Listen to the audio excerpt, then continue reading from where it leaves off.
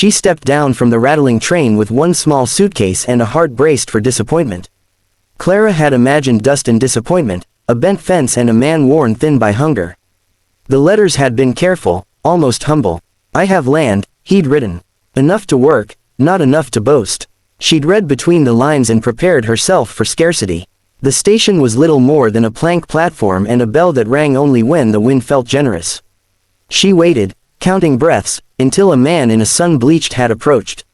He removed it, not in a flourish but with the quiet respect of someone who'd learned manners from necessity. "Miss Clara," he said, voice steady as a fence post. "I'm Jonah Hale." His handshake was warm, calloused, honest. They walked to his wagon without hurry.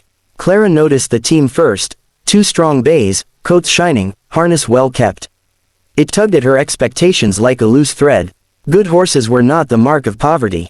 The road rolled out, bordered by wheat that bowed heavy with grain. It went on and on. Clara's gaze followed the fields until the horizon bent. Jonah said little, pointing once to a creek, once to a line of cottonwoods.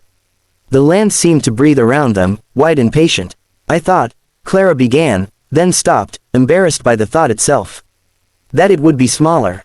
Jonah offered gently. "Most do." They passed barns painted red and white, a windmill turning steady, cattle moving like dark punctuation across green sentences. Clara felt her chest tighten, not with fear, but with the weight of being wrong. Every turn revealed another proof. Granaries full, fences mended, tools stored with care. At last the farmhouse appeared, set back from the road beneath an old oak.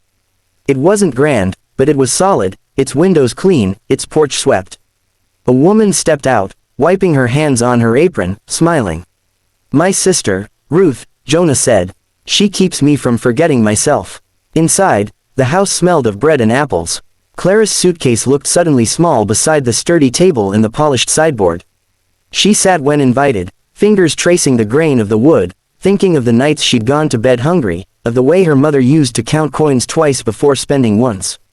Over supper, Jonah spoke of crop rotations, of a loan paid off years early, of land bought from neighbors who'd trusted him to keep it working.